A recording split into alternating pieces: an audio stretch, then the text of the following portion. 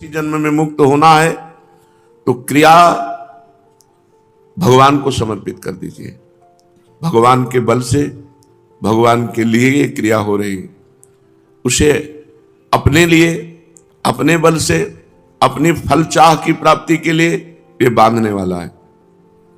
क्रियाओं से बंधता है, पदार्थों से बंधता है। ये मुझे बहुत प्रिय पदार्थ है। जो प्रिय पदार्थ हो उसको पाना ही नहीं चाहिए। अगर मुक्त होना है, भगवान के चरण शरण में प्रेम प्राप्त करना है, तो जिसके लिए ज्यादा जबान लालायित हो रही, ये चीज थोड़ा किनका लिया, नहीं लिया।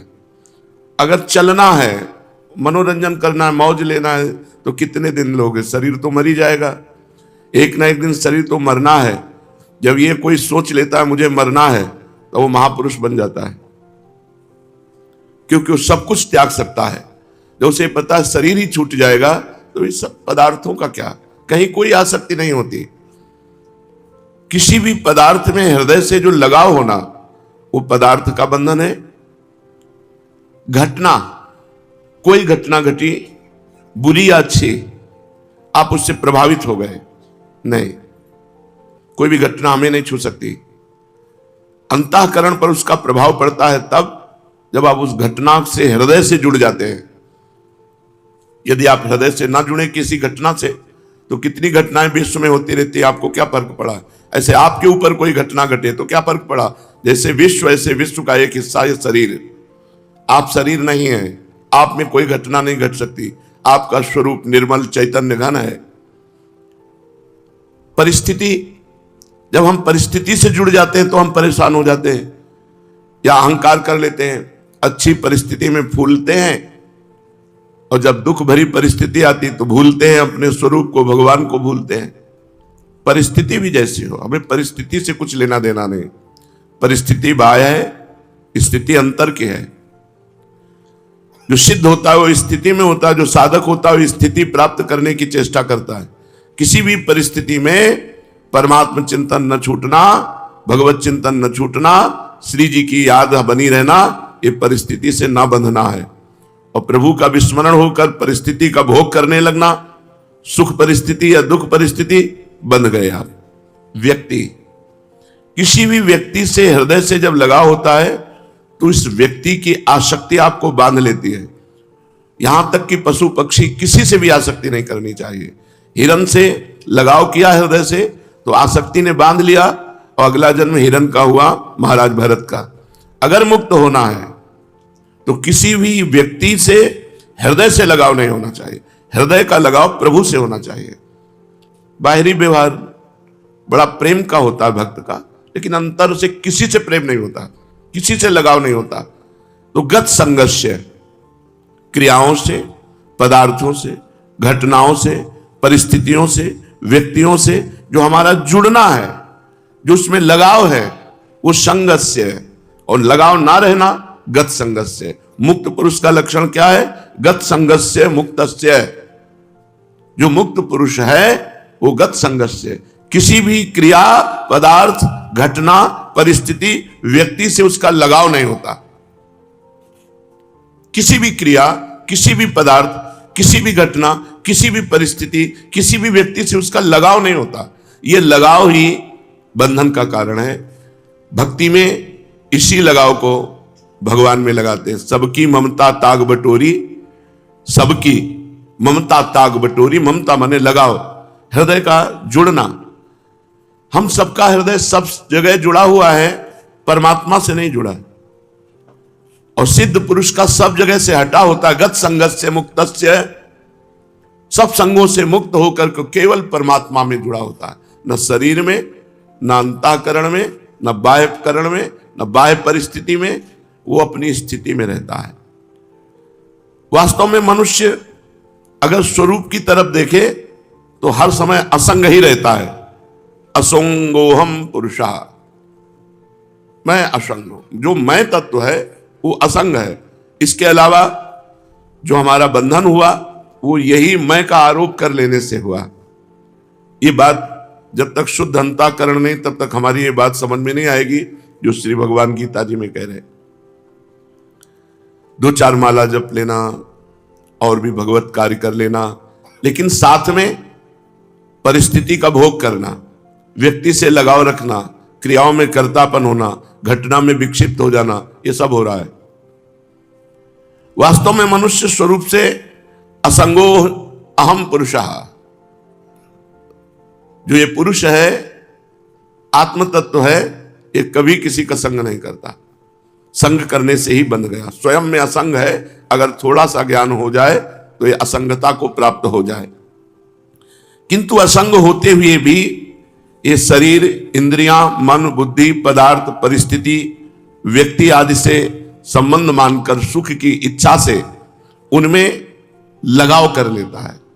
सुख की इच्छा, इससे सुख मिलेगा तो व्यक्ति से लगाव कर लिया, सुख मिलेगा क्रिया से लगाव कर लिया, सुख मिलेगा परिस्थिति से लगाव कर लिया, सुख मिलेगा पदार्थ से लगाव कर लिया, इन्हीं में बंधा हुआ है।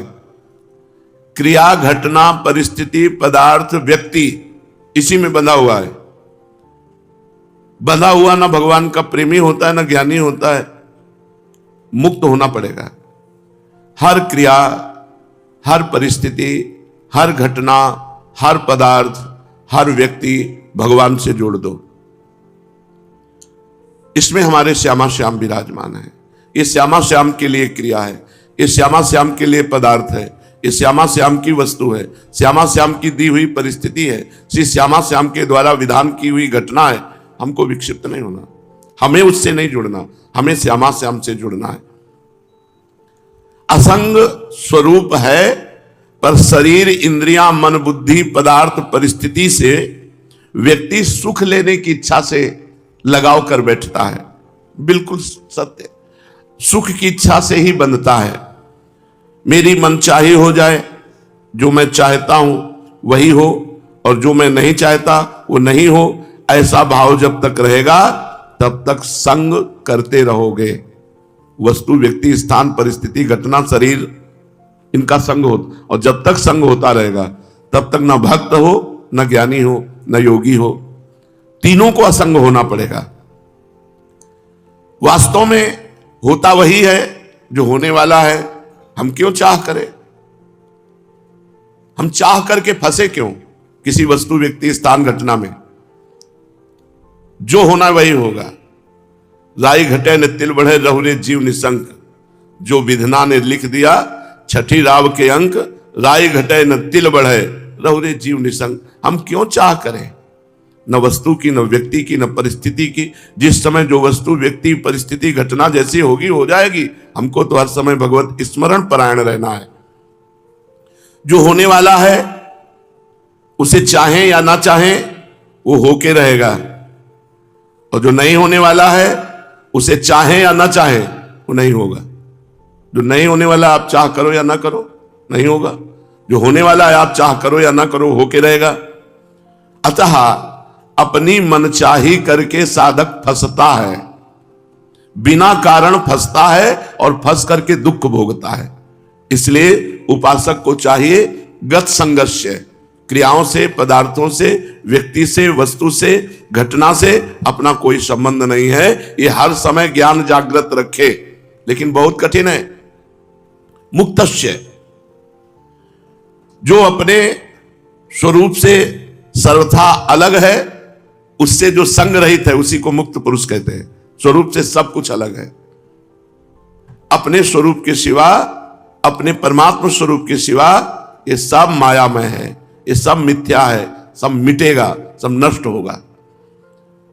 जो अपने स्वरूप से सर्वथा अलग है, उन क्रियाओं और शरीर आदि पदार्थों से अपना संबंध जो नहीं मानता है, कामना, ममता, आसक्ति पूर्वक उनसे अपना संबंध मान लेने से ही बंध जाता है, पराधीन हो जाता है। जो योगी, जो साधक अपने इन माने हुए शरीर, पदार्थ, क्रिया, इनसे संबंध नहीं रखता, वो मुक्तस्य, वो माया मुक्त हो जाता है, वो दुखों से मुक्त हो जाता है। ज्ञानावस्थित चेतसः, जिसकी बुद्धि स्वरूप ज्ञान में स्थित है, जिसकी बुद्धि स्वरूप ज्ञान में नित्य निरंतर जागृत है। जैसे आपके मन में आ रहा है कि अमुक पदार्थ भोगे, तो आपके मन में आ रहा है, आप में नहीं आ रहा। उस समय आप जागृत है, ये मेरे में नहीं है। जहां आपने मेरे में स्वीकार किया वहीं आप परास्त हो जाएंगे, वहीं आप भ्रष्ट हो जाएंगे। वो विषय, वो घटना, वो परिस्थिति, वो क्रिया आपको भ्रष्ट कर देगी। ज्ञानावस्थित चेतसा, जिसकी बुद्धि में हर समय ज्ञान बना रहता है, मांग मेरे में नहीं, मांग अंतःकरण में है, मन में है। तो उचित मांग हो तो उसको पूर्ण कर दो, अनुचित हो तो बिल्कुल नहीं। तभी साधक हो। उचित अनुचित सब मांगे पूर्ण कर रहे हो तो संसारी हो। जो भोगी पुरुष है, संसारी पुरुष है, वो मन की सब मांगे पूर्ण करने की चेष्टा करता है और सोचता मैं सुखी हूं। लेकिन जो ज्ञानावस्थित चेतसा, जो ज्ञान में जागृत हुआ पुरुष है, वो नहीं। वो जानता है कि मेरे में कोई कभी कामना हो नहीं सकती और शरीर को लेकर कभी कोई निष्काम हो नहीं सकता।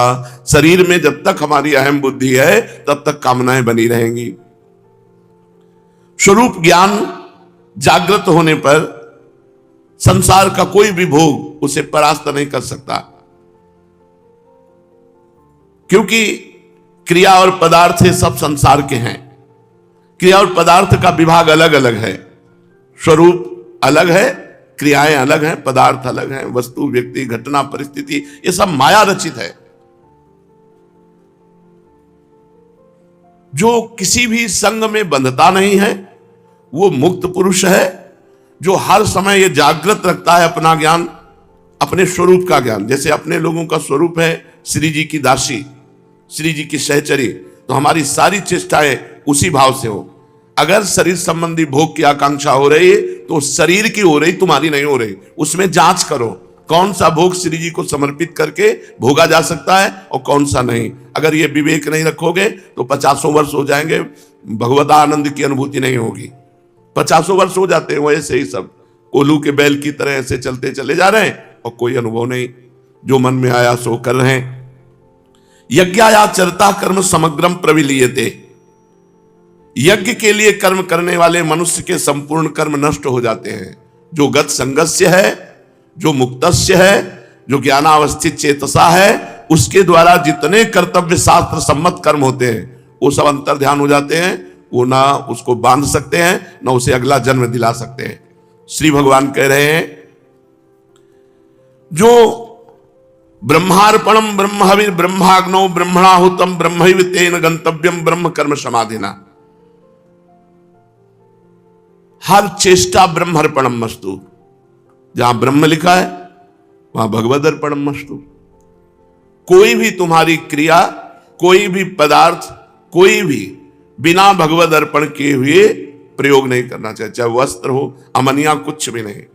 ब्रह्मार्पणम अपने हमें से भक्ति भाव के अंतर्गत लाके कहते हैं जो अर्पण किया हुआ पदार्थ पाता है उसकी बुद्धि पवित्र रहती है, और जो अनर्पित पदार्थ पाता है, मिला बस खा लिया, आया बस पहन लिया, नहीं, पहले प्रभु को अर्पित करो।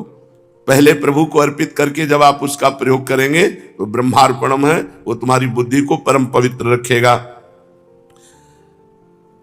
जितने भी तिल, जौ, घी आदि जो भी पदार्थ हैं वो सब ब्रह्म स्वरूप है। जब प्रसाद पाओ तो भगवत स्वरूप मान करके, जो भी है सब भगवत स्वरूप, तो आपकी बुद्धि पवित्र रहेगी। कर्ता भी भगवत स्वरूप, क्रिया भी भगवत स्वरूप, पदार्थ भी भगवत स्वरूप, तो सब स्वयं ब्रह्म रूप हो जाता है, स्वयं भगवत स्वरूप हो जाता है। श्री भगवान कहते हैं जब तक उपासक, देखो एक बड़ा सुंदर चरित्र अपने क्रम में है।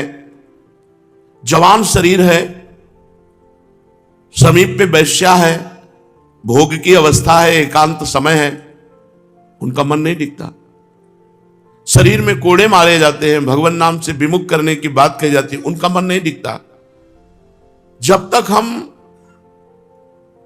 समस्त आसक्तियों का त्याग कराने वाले भगवान नाम में प्रीति नहीं करते तब तक सुन भले लो ये स्थिति, हृदय में वो स्थिति आने वाली नहीं है। हृदय में स्थिति तभी आती है जो हमारे अंदर भजन होता है। आप थोड़ा सुनो और डट के भजन करो, देखो आप में स्थिति आ जाएगी। आप बहुत सुनो, नानात्मा प्रवचने न लभ्या न मेधया न बहुना श्रुतेन, बहुत सुनने वाले को भी आत्मज्ञान प्राप्त नहीं होता। बहुत प्रवचन करने वाले को भी आत्मज्ञान प्राप्त नहीं होता, जो इसको वर्ण कर लेता है उसको प्राप्त होता है। वर्ण करने का मतलब डट के भजन करो, किसी से संबंध मत रखो, जो पदार्थ मिले शरीर उपयोगी वो भगवान को अर्पित करके बस चुपचाप ले लो, और इंद्रियों के भोग विलास से बचो। ये बहुत प्रपंच है, पूरे जीवन को नष्ट कर देता है, पूरे जीवन को नष्ट कर। ये 6 विकार काम क्रोध लोभ मोह मद मत्सर, ये क्रम बाई क्रम आते रहते हैं। कभी नाराजगी आ गई तो क्रोधापहरण कर ले गया भजन का फल, कभी काम आ गया तो वो भजन का फल, कभी परिवार से मोह हो गया, कभी अहंकार हो गया, कभी लोभ हो गया, कभी ईर्ष्या, यही सब हमारे भजन को ढके रहते हैं। डट के भजन करो तब बात बनेगी।